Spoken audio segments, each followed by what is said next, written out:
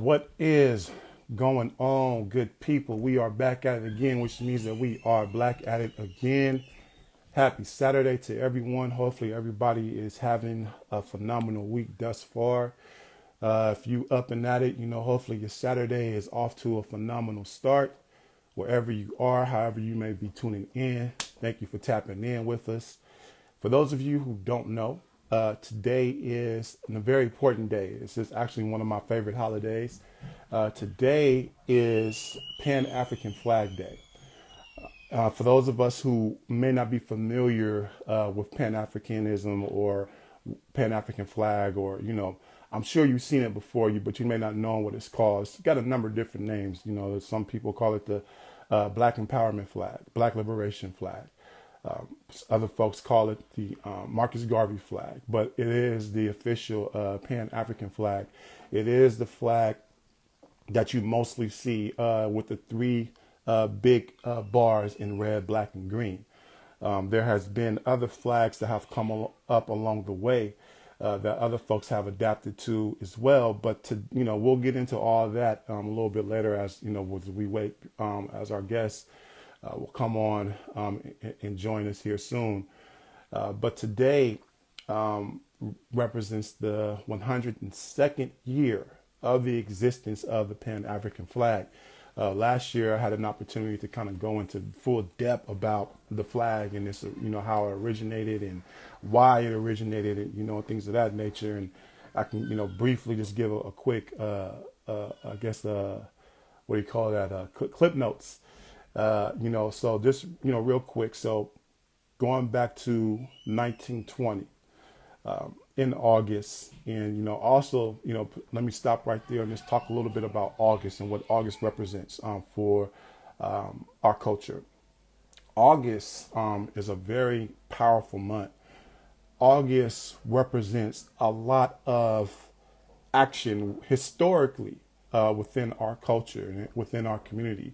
Whether we're talking about whether it's enslavement rebellions, where you had a lot of Africans who were enslaved, rebelled, led some of the biggest rebellions against enslavement throughout the entire diaspora, not just in the Americas, but on the Caribbean islands, as well as going into places like, Europe, or even down to South America, in Brazil. There was a lot of slave rebellions in the month of August. Probably the most famous one is Nat Turner. I think we talk a lot about Nat Turner and his slave rebellion, rightfully so. But there were countless. There were countless slave rebellions that happened within the month of August for whatever reason. So you have that, from a historical standpoint. You also have from a standpoint of, like, I would say, political academia. You have the uprising and you have the organizing of political prisoners in state penitentiaries, particularly in California. It just wasn't, something that stayed in California. It spread throughout the state, where there was political prisoners that were locked up, mass incarceration. You had a lot of protests happening within inside the walls of folks who were behind bars. So you also have a couple of rebellions as well that happened behind those bars in prison. So there is, a rich history of things happening within the month of August. So, that's a couple of different examples of why August is so important. There's also, too, we cannot leave out the Watts riots in Watts, California, which is right outside of Compton, right next door to Compton. The Compton, Carson, Watts, that area in LA. In the '60s we had the Watts riots, which is something that's very important to understand and to commemorate as well.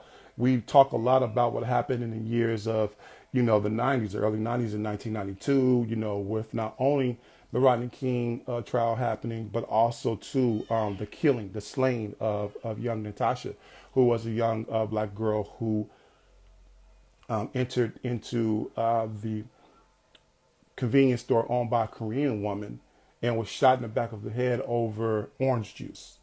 So you had all these different things going on that led to the quote unquote riot that people like to call it um, in 1992.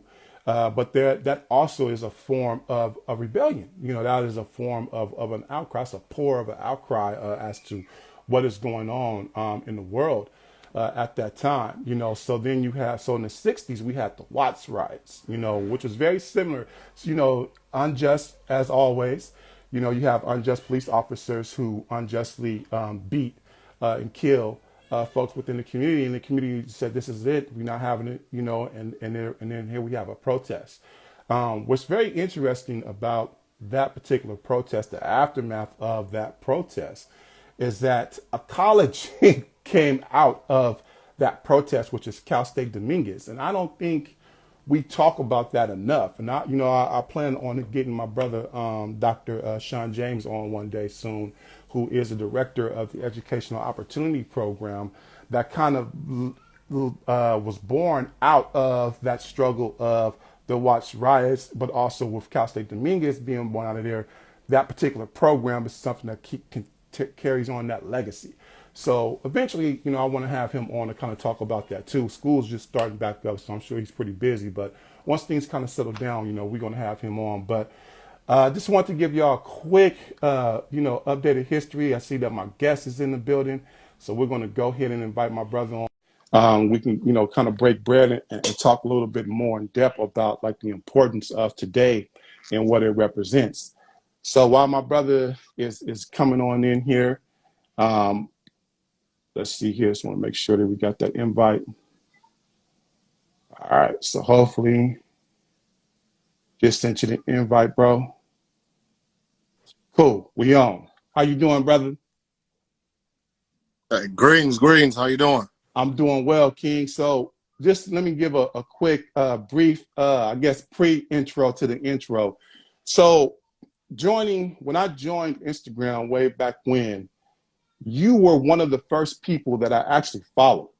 I came across a video of you talking about the importance of Black folks working together, and you were doing it in such a way where I thought, like, you're teaching, you're not preaching. And it's something that it was something that was very welcoming to me as someone who also studies within our culture and as someone else who also believes in Pan-Africanism, you know. So just to think about this journey, you know, I've been on this thing, Instagram, for a while now. Yeah. And to see, you know, you continue in there, but like I'm seeing you build, I'm seeing that things are getting bigger for you. I'm seeing that when you do have a live or you do something on YouTube, the following grows. And I think it's so dope to see what consistency can bring about. So I love the fact that you use your platform to teach. Like I said before, too often I feel that some of us within this community, whether we want to call it the conscious community, Pan-African space, whatever the case may be, it seems like we're talking down amongst folks, and that turns people off. So like the message that we have, which is an important message, it just goes over folks' head because of how we deliver the message. You have been someone who consistently have been a part of welcoming people in, bro. So I just want to tell you that, you know, which is why I always kept in the back of my mind, like when I do start something, I want to get this brother on, man, because how you go about, you know, putting your lessons together, bro. So I definitely appreciate that. But without further ado, we have the brother Haki Shakur is in the building with us today. How you doing, King? Man, I'm doing good, man. And I appreciate, man, all those sincere words, man, because that's crazy, because that's the same mutual feeling that I got for you, even though you might not know it, you know what I'm saying? But I've been following you since I first got on Instagram. So it's kind of like our journeys have been taking those steps at the same time, because I've been following you, and I've been appreciating everything you've been doing. And, you know, I be peeping everything you be doing and stuff like that. So, you know, I wanted to give you your flowers when I hopped on here as well, because, you know, we in this thing together, we growing together, man. So I appreciate you bringing me on this platform today, especially on this day. Come on, man. And right here, man. Come on. Hey, I'm excited, you know. Come on, man. Well, I appreciate that, King. Yeah, so let's talk about this day, man. This is such an important day within those of us who understand this culture. You know, this is a holiday. This is a day of celebration. This is a day of honoring. You know, I think the best thing to kind of start about when we start talking about what this day represents is like truly what these colors represents. Right. You know what I mean? And I think over the years we've seen different variations of you know, different flags, you know, that have like the red, black, and green, but like the traditional and the original flag is the 3-barred flag that has red, black, and green in it. And then the Right. colors mean something, bro. Can you break down a little bit what those colors mean? Yeah, like the colors are very significant because those colors have been around ever since, like, we could take it back to even ancient times in Africa. You know what I'm saying? Like, those colors just keep popping up, you know what I'm saying, across our historical story, period, as an indigenous people on this planet. So it's, you know, like those colors is meaningful, it's powerful. You know, they represent something very significant. I mean, it's been various variations and meanings too. So not to confuse people, we just gonna keep it elementary so people won't, you know, get overstretched mentally on what these colors really truly stand for. Right. And behind them. And we'll just break them down simply. It's like, you know, the red represents that blood, the blood that has been shed, you know, for, you know, centuries of our ancestral struggle. You know, that's that blood that's pumping through your veins. That's your birthright. That's your ancestors' blood. You know what I'm saying? Like, even on our flag of the provisional government of the Republic of New Africa, that color symbolizes, we took it and kind of flipped it a little bit, but it still represents the same thing. But we made the red on the flag like small because we don't want to continue to shed blood. You know, we want to shed as minimum of blood as possible in this struggle for our people. But overall, it represents that ancestral indigenous blood pumping through those veins. The black, and our ancestors. You know, I don't really get too deep into, like, you know, people, you know, we know that it means, you know, it represents the black of our skin complexion and things like that. But it's far more deeper than that, because that black symbolizes, to me, it symbolizes everything. You know what I'm saying? Because everything comes from black. Period. Because that's how our ancestors seen it. That's how they put it out there. You know what I'm saying? Like, black is scientifically the all. It represents everything. So I just say the black represents our people. You know what I'm saying? Green, the most important color on the flag, is the land. You see what I'm saying? The earth. You know what I'm saying? Mother Allah, or whatever you want to call earth. You know, the feminine nature, everything that defines what this land represents. Land is the most important thing to African people, because it symbolizes, you know, agriculture. You know what I'm saying? It symbolizes, you know, nationhood, your birthright. All these type of things are, you know, simultaneously in, you know, symbolism of land. We need land. Land is the most important thing to our people. That's who we are. We identify with land. We identify with nature. So that it symbolizes Africa. Mother Africa is that green. You see what I'm saying? Or wherever African people, indigenous people are across this planet, that's what that green on that flag represents. So people should, you know, embrace these colors, because these colors are your birthright. Come on. Yeah. I think it's so, like you said, you know, it's something that may sound elementary, but at the same time, we can't assume that people know. You know what I mean? Like, people see these colors, they're like, oh, well, I just identify that with, like, because it's used throughout. And that's something else. You know, I really wish, like with everything else, I wish that there was like a standard, like, procedure of, you have to go through some kind of training to wave this flag. You know what I mean? Because every other organization has some kind of training, whether we talking about Bloods, Crips, whatever. You can't come on the college scene and rock an alpha sweater and you're not an alpha. You're gonna get checked for that. You know what I mean? So every other organization, you know, like, and because I say that because I see so many people misrepresent the colors, hide behind the colors, hold it as a shield to, like, to promote their bullshit, you know, just to keep it plain. You know what I mean?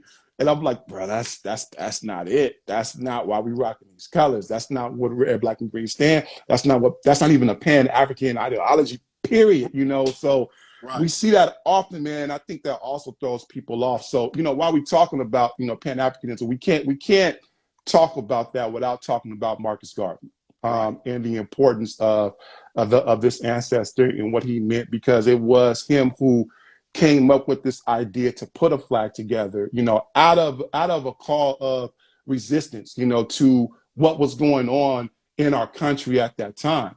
For those of us, I said this last year, for those of us who are really into music, you have to think back in the 1920s, there were songs on the radio that was like derogatory towards black folk in a way like niggers don't have a flag.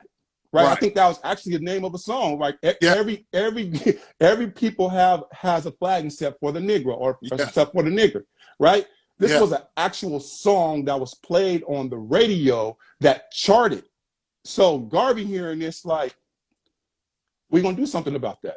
Right. And so that's where we get that powerful quote from Garvey too, like a people without, people without a root. It's like we get all these different quotes from Garvey coming from that aspect of, putting this flag together, man. So what does Garvey mean to you from a standpoint of how you put things together, in the scholar work that you're doing?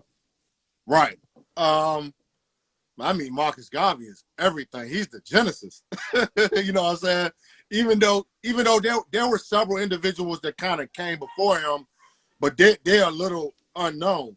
But he took some of their things and he just put it all in a pot, and he took it to the threshold. Yeah. Because even to this day, nobody has reached that threshold. Right. You know what I'm saying? Of organizing. Right. Our people, whether it's in, the African diaspora, on the continent, just globally. So to us and the New African Independence Movement, he's the genesis. He's the father of African nationalism, Pan-Africanism, you know what I'm saying? Because he showed us where you're supposed to take this thing. You know what I'm saying? And it's crazy because in 2022, you still got a lot of, black people that still don't know nothing about Marcus Garvey, which is crazy. You know what I'm saying? Like, and like you said, I don't like to look down on my people, so I don't hold it against them, because I know the type of deep colonialization that they're still in and what we went through as a people, how they, indoctrinated us, mentally. So I don't hold it against them, but in 2022, with all this technology, it's no way that black people shouldn't know who Marcus Garvey is. You know what I'm saying? So I just look at Marcus Garvey as that he's that genesis on our tree of African nationalism, Pan-Africanism, and things of that nature, and that we still look towards him. We look towards to him for directions, right? Because we still going through this transition as a people to try to get back to that, because we've been so detached from that. So I always try to use him as the figurehead to teach these babies, to teach these children, to teach our families, our community, like, look here, this is an individual who sparked something that we need to keep, sacred, and still learn from that, because we haven't got to where we're going.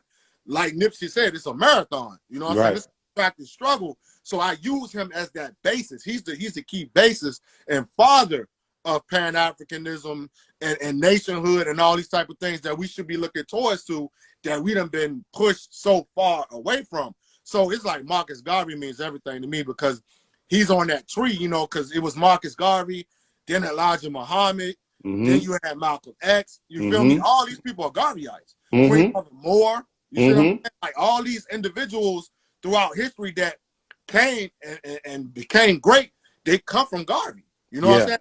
Noble Drew Ali, all these people come from Garvey. You know what I'm saying? So you can't skip him. You know what I mean? Like, if you're really trying to train yourself and uplift yourself and find that self-identity, that self-dignity, that self-love, culture, it has to start with Garvey. Period. Facts. You know what I'm saying? He wasn't a perfect individual. Like, none of us are perfect. We're not saying he's perfect. But what he did, what he organized, you see what I'm saying? And where he took this thing. I mean, man, you got to study that, man. You got to take that and put that into your life. You see what I'm saying? Because Garvey is he's the man. This is real, man. I often say that too. Like, I actually got I know someone. One of my closest friends has a friend who is an actor, who is put, and when I first met this brother, I said, damn, he looked like Garvey. Like, just meet him off the rip, right? Right. So some 7 years, 8 years later, come to find out he's actually putting together a movie about Garvey. Oh, wow. So me and him, we talk a lot about, like, you know, Marcus Garvey and just like what he's finding out and what I know, you know, about Garvey. We, you know, comparing notes and stuff. And so, like you say, Garvey wasn't perfect.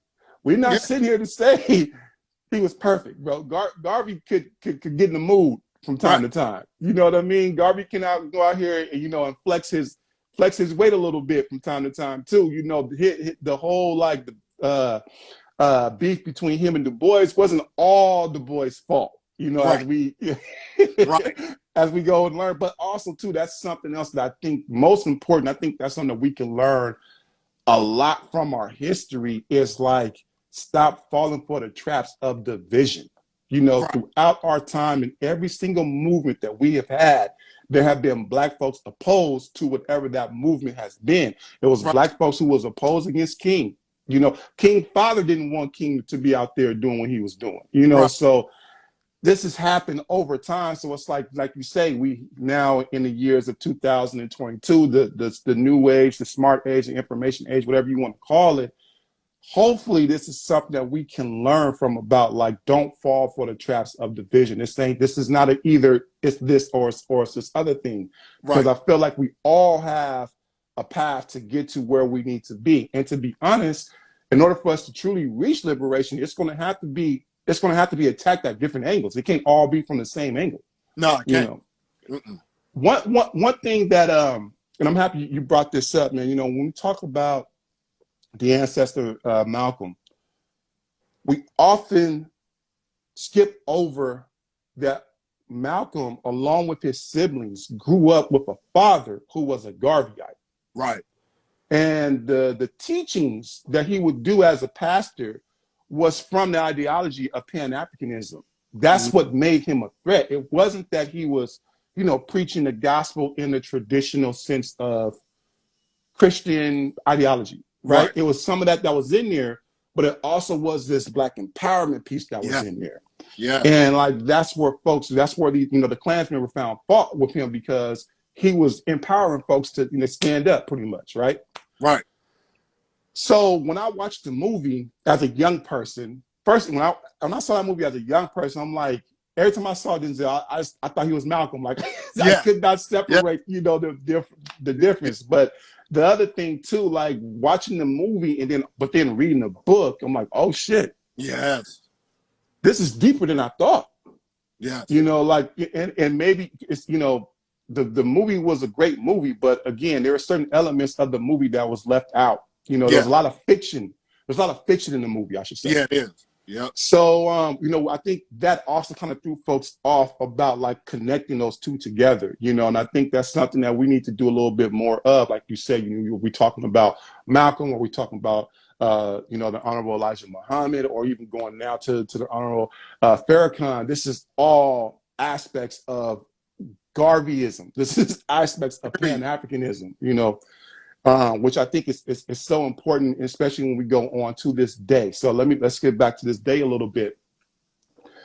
Oftentimes in our culture, in our history, whether it's Black History Month or something else, it always starts as, like, something that we have to, like, put our shoulders down, you know, to celebrate, you know, oh, Black history, well, you know, we got to learn about slavery. And it's like, it's so much more to Black history than just, like, enslavement. That is a very important element, especially to where we are now in this country as foundational Black folk. But there's so much more to bring into, you know, celebrating and honoring Black history. Right.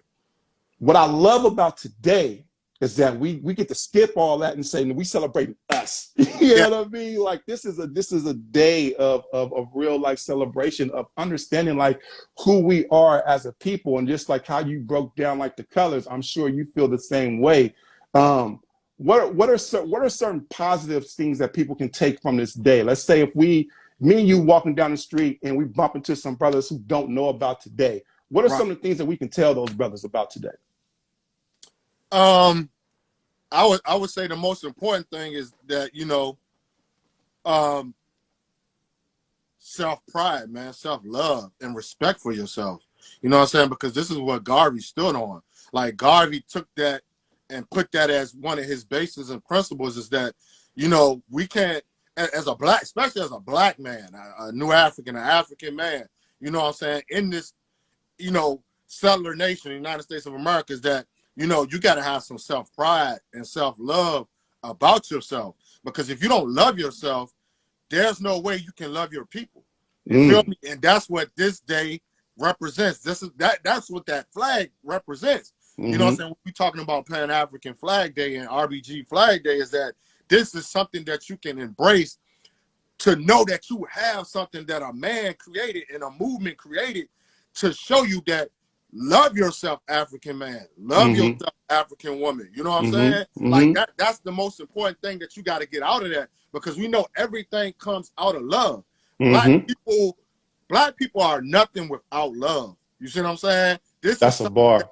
That's a birthright. It's your bloodline, like that red on that flag. That's love. You know what I'm saying? The heart. You feel me? Like the heart of African people, the heart period, is that we can't do nothing if we don't love ourselves and love each other, because that's the type of culture we come from. So every time I see that flag, you know what I'm saying? Or even when I'm showing this flag to younger brothers, younger sisters who don't have no idea what this day or what that flag represents, I tell them the first thing that come off my lips is, I love you. You feel me? Like, I love you, brother. I love you, sister. Because so many new African people, black people in this country, foundational black, whatever you identify with, bro, is lacking love. You know what I'm saying? This is why our communities are so destabilized. This is why our communities are so in horrific conditions, because the love element is missing. And we all know that our history, our story has been that foundation of love, respect for each other. Period. That's our culture. That's what we missing today in America, is that love. So I just want people to understand that this day should be a day of black love. You see what I'm saying? Revolutionary love. You know what I'm saying? Other love, period. Self-identification love. You know what I'm saying? Because this day also represents identification. So many of our people lack identity. They don't know who they are. That's why you kill your brother. That's why you kill your sister. That's why you curse your brother and sister. This is why so much, inhumane things take place in our communities, is because we don't have no identity. A lot of us don't have no identity. They don't know what to identify with. So that's why I take this day, this great holiday of this flag, I take it and use it as a teaching tool, a strategy to show them that you do have an identity. Come on, you have identity. Like, don't get me wrong, slavery, all these type of things, it stripped us of a lot of that. You know what I'm saying? But Garvey came in 1920 Black August to show you, like, no, this is what we are. We have to work with what we got to turn to that. You see what I'm saying? This is why he chose that flag. That's why we gotta have a flag. We gotta create a flag, because that's our story on the continent. You see what I'm saying? They have always, I don't care what tribe you come from, they have always flew a flag. Period. That's a part of, and I always tell people this: we are nationalistic by scientific birth. We came into existence this way. Whether we can go to Kemet, Ethiopia, Kush, all these. They always raised the flag. So Garvey knew that, the first thing we gotta establish is a flag, because so many things can come from that to bring a people back into their right minds, as a productive new man, new woman, African man with pride, African woman with pride. He knew we had to establish some kind of symbolism, you know what I mean? That just by looking at it, starts to transform your mind back into something that, you know what I'm saying, of who you are ancestrally. No, that's such a powerful point, man. We talking about love, and we know that, unfortunately, due to the enslavement of our people, the greatest weapon that came out of that is internalized oppression. So it works to the point to where I don't have to do this anymore. You're going to do it to yourself. Yeah.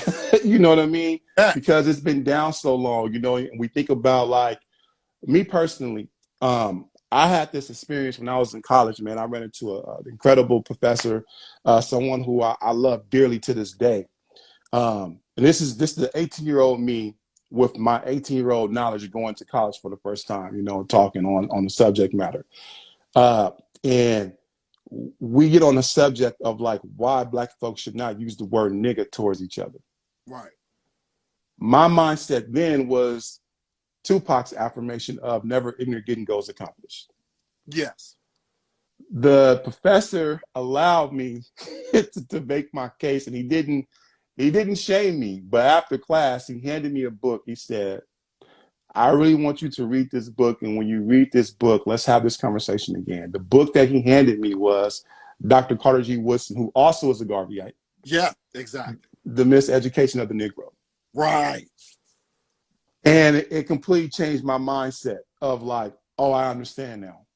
I get it. So operating in love, as you say, is so important. So for me, like, since that moment, I haven't like greeted any black person by calling them a nigga. You know, I want them, as my brother Ice Life says, I want all of us to have the ability to see each other in each other. Yes. So I'm looking at you through my eyes and how I see myself, and I don't see myself as something like that. You know. Right. And to this point again, as we're talking about like why we don't have love, I think one of the greatest jokes in comedian history came from Dave Chappelle when he was talking about how he got called to the HR department for dropping the. You know what I'm talking about? Yes. Come on, bro. That joke is so powerful, man. It you know, like it hit me to a point to where like I felt exactly what he meant, and I felt like it did this. It felt like it went over folks' head. You know what I mean? People was caught in the laughter and not understanding the truth from what he said when he was like, "Well, Renee, I'm not a nigga either." Like, you know what I mean? That's powerful for, I personally believe, for a black person to understand that. You know what I mean? And at the same time, get to the point to where like, again, if someone comes up to me and says that to me, I'm not going to be confrontational with them. I understand we all on different paths. Eventually, if we come to where this person is now part of my intimate circle, we can talk about why. Have you noticed I never called you a nigga? We can get to that conversation, you know, later on down the line. But that love piece is so important, man. And I'm happy that you brought that up. One thing I want to say before I get to wrapping things up is, going back and looking at the history of the Garvey movement, and particularly this day, on August 13th, the announcement of the flag came at a conference that was held at Madison Square Garden. Yes. So there was a UNIA conference that lasted for the entire month of August. I never heard of anything being, and it was sold out every day. Yes, it was. Every day it's sold out. Madison Square Garden is Garveyites all throughout that thing, every day. The one thing I think I can wrap my head around of something being so large was maybe a few years, well, now like 10 to 12 years ago, there used to be a thing called the Black State of the Union that I believe Tavis Smiley used to put on, and some other folks used to put this on. And one year I happened to go with my girlfriend then, wife now.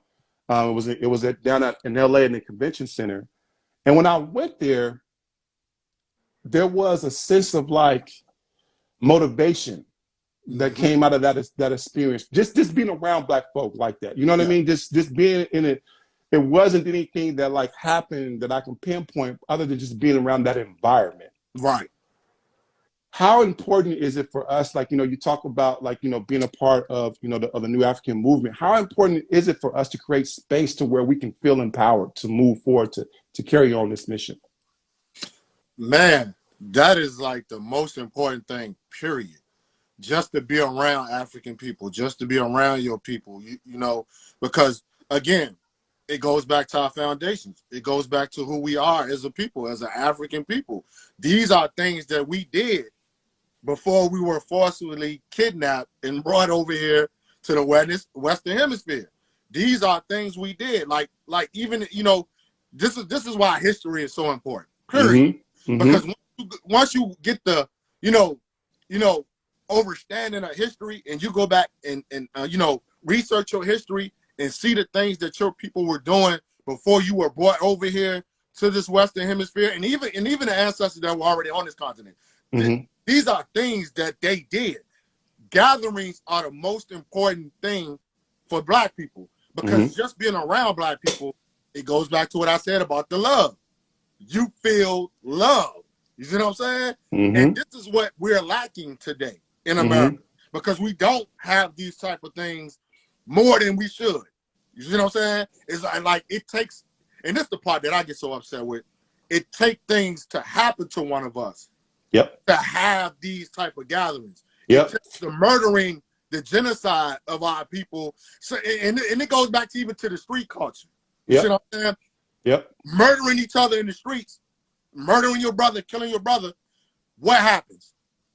Funerals. Only time that all your family come together. Like, it's family members you ain't seen in decades, years. But as soon as somebody get murdered or somebody passes or transitions in your family, what happens? It's a gigantic gathering. You see what I'm saying? And all of that love, everything comes to be restored again. You see what I'm saying? It's like when Black people get together, everything that we think we don't have as a people, you witness it all in that moment. You know what I mean? It's like it's a peace when Black people get together without any confusion or anything of that nature, and we get together. And going back to the International People's Negro Convention that was going on during this whole month from August 1st to August 30th. This is something that Marcus Garvey understood. He understood that I have to get African people together. You know what I'm saying? Because one of the most important things with that is that when we can get everybody in the same space, now we can go over our issues. We can take care of our agendas the proper way. You know what I'm saying? Nobody is left out. Because it goes back to like what the Panther said. The people are the power. You know what I'm saying? So we can get the people together. You see what I'm saying? Now we can go through these agendas. And that's what Garvey did in August. He was like, I got to get all these African people together. I got to get them in the garden. So now I can propose to them and ask them as a people, and the most important thing, as a nation. You see what I'm saying? A nation of people in this building. What do you people want? What do you want us to do? Where do we want to go? Because that's the most important thing in African tradition and African culture. Where do you want to go, my people? What do you want? Those simple questions. What do you want? Where we want to go? And that's what that International Negro People's Convention represents by the UNIA ACL, is that where do you want to go? Because people don't even realize, and this is why I want people to research that convention that took place in New York at the Garden, Marcus Garden. Man, you will learn so much stuff from that alone that it'll give you the clear picture of where all these leaders that came from Garvey, that are extension of Garvey, this is where they get their concepts and their train of thought, their ideologies, and all these type of things, all the way to Malcolm. This is where they get it from, all the way to the Panthers. This is where they get it from. You see what I'm saying? That convention, all you gotta do is study that convention, and you will see everything. Like, whoa, I ain't know 25,000 people held a plebiscite, a vote to have their own government. This is something that you know, how many 45 million, 50 million Black people in this country, majority of them don't even realize took place. That Black people congregated in the garden to decide our destiny. Like, they wanted their own government. They didn't want to be a part of America no more. And they got to understand that the UNIACL was a government. It wasn't just an organization. No, this was a government that was recognized by 40 countries. And so many Black people don't even know that. This is the first provisional government on this soil. You know what I'm saying? They held a plebiscite. You see what I'm saying? And I want people to study that and research that, because this is something that's left out of our curriculums, left out of our educational systems, is that they don't even realize that your people were struggling for their own nation. You see what I'm saying? Like, this is something that was a reality, and it happened.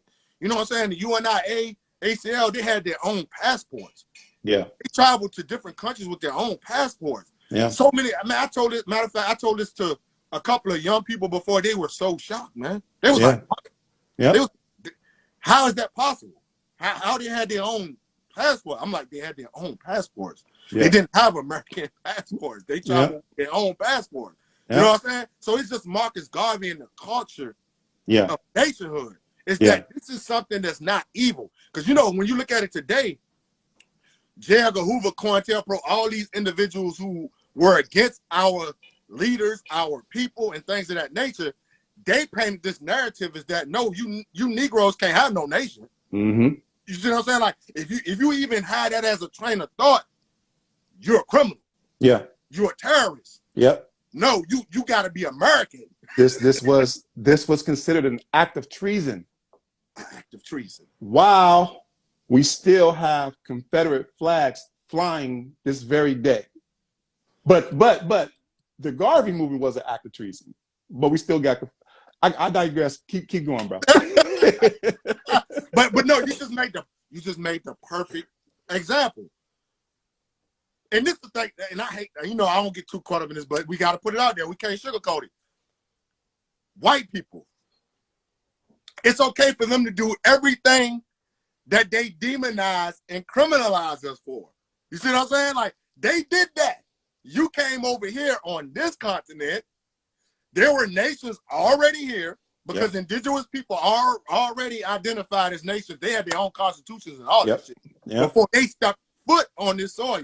You know what I'm saying? But you come here, you conquer them, you genocide them, then you go to war with yourselves. Mm-hmm. The Revolutionary War. You go to war with yourselves. Y'all raising all type. I mean, it's so many flags of the American flag. It's so many designs of the flag. Like, these people were beefing with each other, trying to kill each other to establish something that they demonized black folk for. How insane is that? The hypocrisy of it all, man. It's enough to make you pull out your hair. It's enough to make you pull out your hair. Yeah. But see, the key to that all though is that's why this day is important, is because we got to show our people that this is common sense, not nonsense. This is pure common sense. This is who we are. You know what I'm saying? They took that from us. Any type of construct, a concept of nationalism, nationhood, you took that from our ancestors. We showed y'all that. We civilized y'all with that, which was, some people look at it as a mistake. You know what I'm saying? You know what I mean? Because they conquered us. They took it and conquered us with it. But my whole point is, we got to use these type of days to put these concepts of truth to our people, to make them understand that, no, it's cool to have your own flag. It's cool to have your own nationality. Because this is the most important thing black people in America got to look at. Look at your brothers and sisters in the Caribbean islands. These people, these are new African nations. All these nations are new African nations. Even the nations of the African continent. These are new African, these are new, like Kwame and Nkrumah said, these are new nations. Yeah. They didn't exist before, like the 50s and the 60s and things of that nature. Yeah. Majority of them have yet to celebrate 50 years. Bingo. Yeah. Bingo. So that's why I want people to take days like this to understand that even your brothers and sisters in the Caribbean islands, they understand the concept of a flag and land and nationhood. They got their nation. What do the black people in America got? Mm-hmm. You see what I'm saying? And I'm speaking specifically for the black people who don't want to be a part of the United States of America as a citizen. Mm-hmm. You know what I'm saying? Mm-hmm. But you know, that's your human right if you want to be American. That's your human right. You can go. We're not forcing you to, you know, want to separate from that. If that's what you want to be, that's your human right to stay with these people. Right. But you got a great segment of our population that has been standing on this for the decades. That like, no, we want our own. Right. But we think we can correct, fix, and liberate ourselves by ourselves. Yeah. You know what I'm saying? Like for ourselves. That's just common sense. Yeah. Yeah.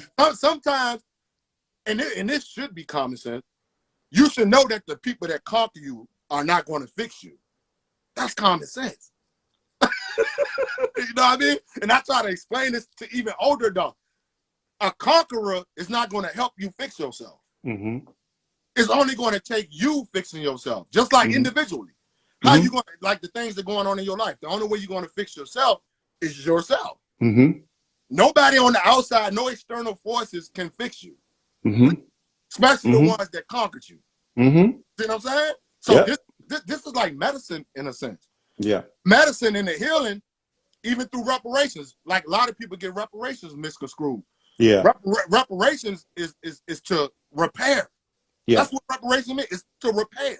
Facts. You know what I'm saying? The only way you can repair yourself is to yourself. Yeah. Man, all speaking, you know, to me, I'm hearing everything you're saying. We got a question that is, okay, we got a question in the question box, and this is coming from Afrinoya. She says, rebuild or rebuild or rebuild a what does it say? I'm sorry, sis. You know, my skills in this reading these big words, these 5-syllable words ain't up there with you.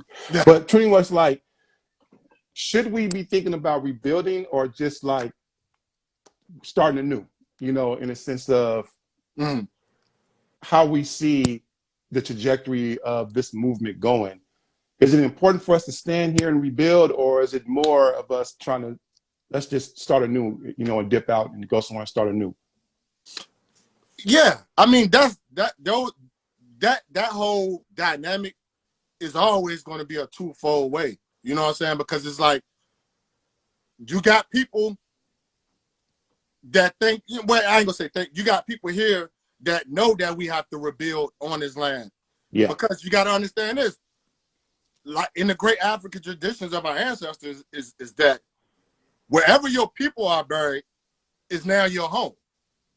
And not necessarily saying the home of our conquerors. You see what I'm saying?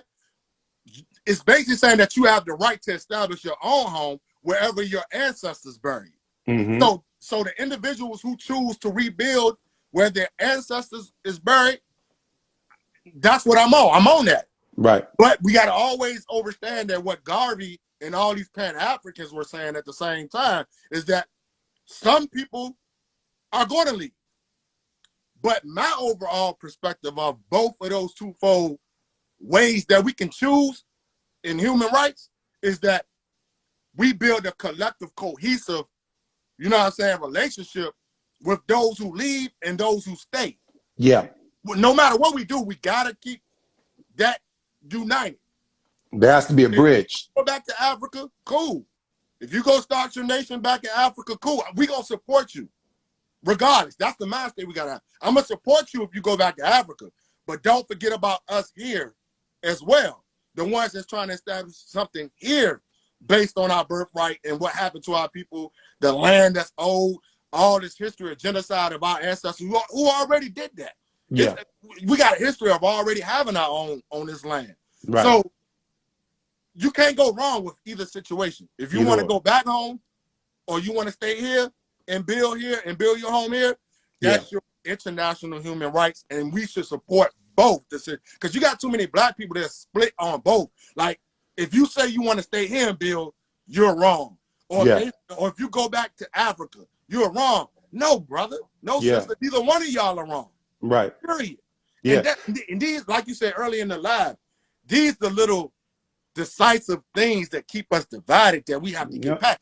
Yep. Like, people don't realize the smallest little things are the biggest hindrance. Yes. You know what I'm saying? Yes. Because many generations we have went through with the same hindrance is these little decisive divisions. Facts. No, Facts. we gotta look at it from a collective and as a nation and a people as that neither one of us is wrong. That's it. It's not a either or, it's yes and. It's yes and. Yes and. Yes that's and. It. That's how we have to flip that. That's crazy because that's how we always been as a people, no matter where we've been on the continent. If we had disagreements or whatever, we, like you said, it's just coming together. And now let's start to figure these agendas out so we'll know that neither one of us is wrong. Right. Yeah. Because it's all about self-preservation at the end of the day. That's it. That's it. That's it. Elementary. Yep. Self-preservation. Because all these white folk and all these other races and what you think they stand on? Yeah. They stand on self-preservation, period. Yeah. But the blacks in America are still struggling to figure that out. We'll get there. We're gonna get there. We're gonna get there. We definitely gonna get there. So before Instagram kicks us off, man, let me go ahead and get to my 5 open-ended questions. So I have 5 fill in the blanks for you, and then we'll wrap on up. Okay. All right. The first one says, my level of consciousness has made me most thankful for blank. Being a new African. There we go. Next one. My dedication to my community has taken me blank. Repeat that one more time. My dedication to my community has taken me blank. So it can take you from a development standpoint. It's taking you from point A to point B, however you see that going.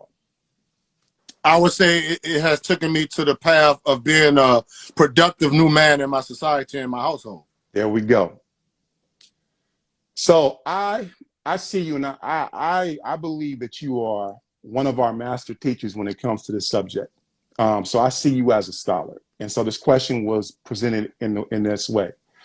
If I wasn't a scholar, I would have been. That's a good one. I just put it like this. To come this far as a black man in this country and to reach this development that I'm at right now, and I hate to say this, and I don't want to wish this on nobody, but I probably wouldn't. I probably wouldn't. I'd probably be in jail or something. Just be honest, man. Just being honest. You know what I'm saying? Knowledge is power, bro. Knowledge is power. Because before this, I was lost. Yeah. So I'm gonna just keep it plain and simple. Probably in jail. I feel it. I feel it. And that kind of answers the fourth one. So we'll skip over that one. But my last question is, what do you want your legacy to be, bro? I would want my legacy to be a person that can be an example of transformation, redemption, and became an asset and a value to my people and our liberation. You know what I'm saying? My community, our nation, and our people, period. I just want to be an example of a person that you can take his life and look at his life and use it as a blueprint, a black print on this is something that is never too late. I love it. Like Nipsey said, it's a marathon. It's a protracted struggle that never, ever give up on yourself. Man. That's what I want my legacy to be. Never, ever give up on yourself. Man. Redemption is real. Transformation is real because I was a living example. Man. I love it. I love it, man. Well, brother, I couldn't think of anyone that I wanted to speak to more on this day. Thank you so much for spending some time with us this morning, bro, and breaking this down. I hope you go out and have an amazing day. I'm sure you will. This is a day of celebration, man. You know, I love every aspect of the way you present your knowledge, bro. Now, I wish you nothing but success on the way up.